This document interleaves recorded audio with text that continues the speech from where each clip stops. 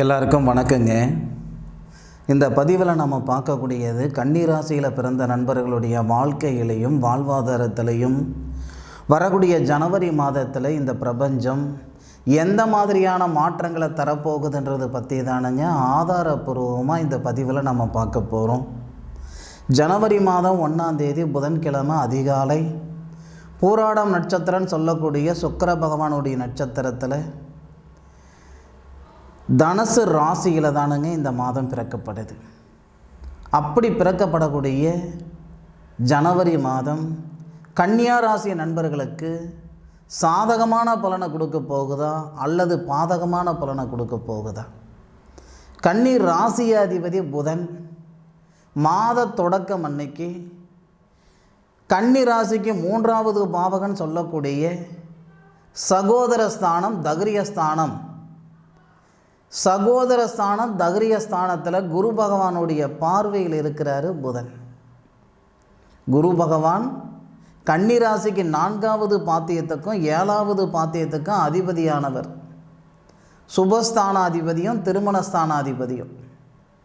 அப்போது ஜனவரி மாதம் 1ஆம் தேதியிலிருந்து ஜனவரி மாதம் 4ஆம் தேதி வரை திருமணஸ்தானாதிபதி குரு பகவான் உங்களுடைய ராசிக்கு 9வது பாவகத்தில் 11வது பாவகத்துக்கு அதிபதி சந்திர பகவானுடைய நட்சத்திரத்தில் ரோகிணி நட்சத்திரத்தில் இருக்கக்கூடிய குரு பகவான் 5வது பார்வையாக உங்கள் ராசியை பார்க்குறாரு. 7வது பார்வையாக உங்களுடைய ராசி நாதனை பார்க்குறாரு. இதனால் தீராத திருமண தடைகள் தீரப்போகுது. பார்த்து சலிச்சு போய் உட்காந்துருக்குறேங்க. பார்க்காத ஜோசியம் இல்லைங்க, பண்ணாத பரிகாரங்கள் இல்லைங்க, போகாத கோவில் குளம் கிடையாது, இது வரைக்கும் எங்களுக்கு நல்லது நடக்கலை. ஒரு பக்கம் நாகதோஷம் சொல்கிறாங்க, ஒரு பக்கம் தாரதோஷம் சொல்கிறாங்க, ஒரு பக்கம் செவ்வாய் தோஷம் சொல்கிறாங்க. எத்தனை தோஷம் இருக்குன்னு எங்களுக்கு தெரியல. எந்த பக்கம் கல்யாணம் நடக்குன்னு எங்களுக்கு தெரியல. கல்யாணம் நடக்குமா இல்லை நடக்காதா? கல்யாணம் நடக்காதனாலும் சொல்லிட்டா நான் பாட்டில் சிவனேன்னு கிடப்பேன். 6 மாதத்தில் முடிஞ்சிடும், 7 மாதத்தில் முடிஞ்சிடும், 1 வருஷத்தில் முடிஞ்சிடும் சொல்லி மன சங்கடத்தில் கட்டுக்கிட்டு இருக்கிறேனுங்க அப்படின்னு சொல்லக்கூடிய கன்னி ராசியில் பிறந்த நண்பர்களுக்கு வரக்கூடிய ஜனவரி மாதம் சாதகமான மாதம். ஜனவரி மாதம் 1ஆம் தேதியிலிருந்து ஜனவரி மாதம் 4ஆம் தேதிக்குள்ளார அந்த 4 நாளில் மாற்றம் வருமா சார்? நல்லது நடக்கிறதுக்கு 4 நாள் தேவையில்லைங்க, 4 நிமிஷம் போதுமானது. கன்னி ராசியில் பிறந்த நண்பர்களுக்கு ஜனவரி மாதம் 1ஆம் தேதி 2ஆம் தேதி 3ஆம் தேதி 4ஆம் தேதி இந்த 4 நாள் 100% திருமணத்தில் இருக்கிற தடைகளை சரி பண்ணுறதுக்கான நேரத்தை இந்த பிரபஞ்சம் தரப்போகுது. குடும்பஸ்தானாதிபதினு சொல்லக்கூடிய சுக்கிர பகவான் ஜனவரி மாதம் 1ஆம் தேதி செவ்வாவுடைய சாரம் வாங்கி, செவ்வாய் அப்படின்றவர் கன்னிராசி நண்பர்களுக்கு 3வது பாவகத்துக்கு அதிபதி. செவ்வாவுடைய ஆதிக்கத்தில் தான் கன்னிராசி அதிபதி புதனே இருக்கார். அப்போது திருமண காரகன் செவ்வாவுடைய நட்சத்திரத்தில் அவிட்டம் நட்சத்திரம் 3வது பாதத்தில் 303 டிகிரியில் இருப்பார். கல்யாண காரகனுக்கு நட்சத்திரம் கொடுத்தவர் செவ்வாய். உங்களுடைய ராசிக்கு கன்னி ராசிக்கு 11வது பாவகத்தில் இருக்கிறது பலம். கல்யாண காரகன் சொல்லக்கூடிய குடும்பஸ்தானாதிபதி சுக்கிரனுக்கு நட்சத்திரம் மட்டும் செவ்வாய் கொடுக்கல, 8வது பார்வையாக பார்க்கவும் செய்கிறார். எத்தனை நாள் வரைக்கும் பார்க்க செய்கிறாருன்னா கிட்டத்தட்ட நமக்கு இந்த மாதம் முழுவதும் ஜனவரி மாதம் முழுவதும். அப்போது கட்டாயம் திருமணத்தில் இருக்கிற தடைகள் நீங்கிறதுக்கான வாய்ப்புகளும், திருமணமாகி பிரிஞ்சு போயிருக்கிற தம்பதிகள் மீண்டும் இணையறதுக்கு உண்டான வாய்ப்புகளும், பிரிஞ்சு போன காதல் மீண்டும் இணையறதுக்கான வாய்ப்புகளும் ஜனவரி 1, 2, 3, 4 இந்த 4 நாட்களில் வரப்போகுது. அதுபோக சூரிய பகவான் மாத கிரகமானவர் தனுசு ராசியில் அதாவது கன்னி ராசிக்கு 4வது பாவகத்தில் போராடம் நட்சத்திரம் சொல்லக்கூடிய கல்யாணக்காரகனுடைய நட்சத்திரத்தில் சூரியனும் சந்திரனும் இருவரும் ஒரே சாரத்தில் வெவ்வேறு டிகிரியில் கிட்டத்தட்ட சூரிய பகவான் 10ஆம் தேதி வரைக்கும் சுக்கிர பகவானுடைய சாரம் வாங்கியிருப்பார். 4ஆம் தேதி வரைக்கும் 100% திருமணத்தில் இருக்கிற தடைகள் சரியாகிறதுக்கான வாய்ப்பு. 10ஆம் தேதி வரைக்கும் பார்த்திங்கன்னா ஒரு 70% குறைஞ்சிக்கிட்டு தான் வரும். ஆனால் முழுமைன்றது 4 தேதிக்குள்ளார். அதே மாதிரி கன்னி ராசியாதிபதின்னு சொல்லக்கூடிய புதன் சூரிய பகவானோட சேர்ந்து சுபஸ்தானத்தில் இருந்து கன்னி ராசிக்கு 10வது பாவகன் சொல்லக்கூடிய தொழில் ஸ்தானத்தை பார்க்கக்கூடிய சூழல் ஜனவரி மாதம் 4ஆம் தேதியிலிருந்து மீண்டும் ஜனவரி மாதம் 24ஆம் தேதி வரை கிட்டத்தட்ட பார்த்திங்கன்னா 20 நாள் வேலை வாய்ப்பில் இருக்கிற சங்கடங்கள் நீங்க போகுது. இருக்கிற வேலையில் சிரமம் அதிகமாக இருக்குதுங்க, மன அழுத்தம் அதிகமாக இருக்குதுங்க, இருக்கலாமா இந்த வேலையில், இல்லை இந்த வேலையை விட்டு விடலாமான்ற எண்ணத்தில் நான் இருந்துக்கிட்டு இருக்கிறேனுங்க அப்படின்னா பொறுமையாக இருங்க, தயவு செய்து நிதானமாக இருங்க. ஜனவரி மாதம் 4 தேதியிலிருந்து 24 தேதிக்குள்ளார வேலை வாய்ப்பில் இருக்கிற சங்கடங்கள் சரியாயிடும்.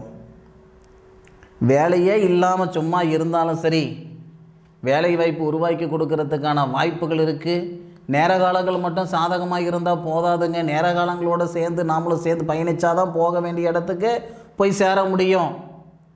ஜோசிகாரரை சொல்லிவிட்டார் நேரம் நல்லா இருக்குதுன்னு சொல்லிவிட்டு நாம் எந்த ஜோலிக்கும் போகாமல் உட்காந்துட்டு இருந்தோம்னா வேலைக்கு ஆகாது. நேரம் சாதகமாக இருக்கும்போது அதனுடன் சேர்ந்து நாமளும் பயணித்தாதான் போக வேண்டிய இடத்துக்கு போய் சேர்ந்துக்கிட முடியும்.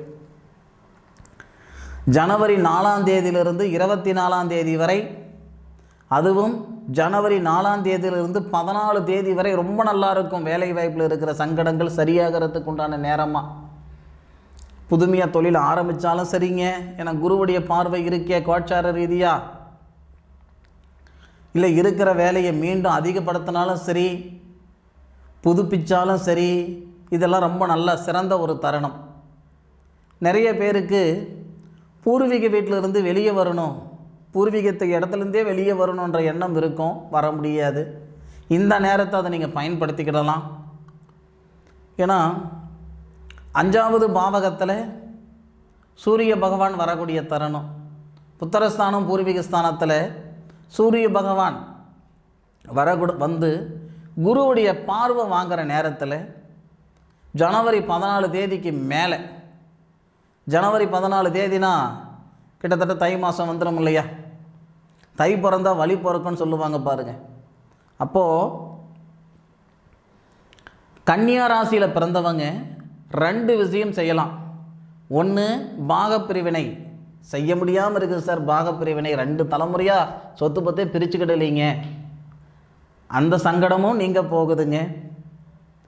பூர்வீகத்தை விட்டுட்டு நான் வெளியே வரணும்னு நினைக்கிறேனுங்க, வர முடியல, அதுவும் சரியாக போகுது. புத்திர செல்வம் பிறக்க போகுது.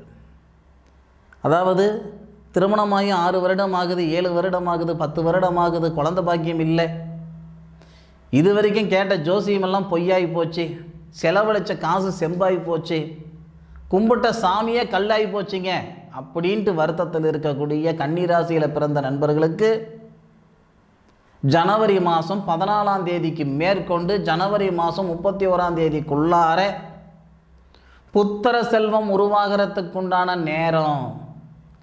ஐன சுகஸ்தானாதிபதின்னு சொல்லக்கூடிய சூரிய பகவான் கன்னிராசிக்கு 5வது பாவகத்தில் குரு பகவானுடைய பார்வை வாங்கிறது சிறப்பு. 14ஆம் தேதியிலிருந்து உங்களுக்கு நல்ல யோகம் வரும். 24ஆம் தேதிக்கு மேற்கொண்டு மீண்டும் புதனாதித்ய யோகம். கன்னிராசியில் பிறந்தவங்களுக்கு வரக்கூடிய ஜனவரி மாதத்தில் 2 முறை புதனாதித்ய யோகம் வருதுங்க. ஜனவரி மாதம் 4ஆம் தேதியிலிருந்து ஜனவரி மாதம் 14ஆம் தேதி வரைக்கும் புதனாதித்ய யோகம். பொருளாதாரத்தில் இருக்கிற சங்கடம் சரிப்படுத்திக்கிறதுக்கும், தொழிலில் இருக்கிற சங்கடங்கள் நீக்கிக்கிறதுக்கும், வேலைவாய்ப்பு இல்லாமல் இருக்கிறவங்களுக்கு வேலைவாய்ப்பு உருவாக்கிக்கிறதுக்கும், வெளியூர் வெளிநாடு போன்ற ஒரு சுபகாரியங்கள் எல்லாம் நடக்கிறதுக்கான வாய்ப்புகள் உண்டு. வெளியூர் போகணும்னு இருக்கிறனுங்க, போக முடியல, வெளிநாடு போகணும்னு நினைக்கிறேனுங்க, செஞ்சுக்கிட முடியல, வேலை வாய்ப்பில் ஒரு பதவி உயர்வு கிடைக்காமல் இருக்குதுங்க, இருக்கிற வேலையை விட்டு விடலாமான்ற எண்ணத்தில் இருக்கிறனுங்க, இந்த சங்கடங்களெல்லாம் நீங்கள் போகுது. ஜனவரி 4லிருந்து ஜனவரி 14 வரை.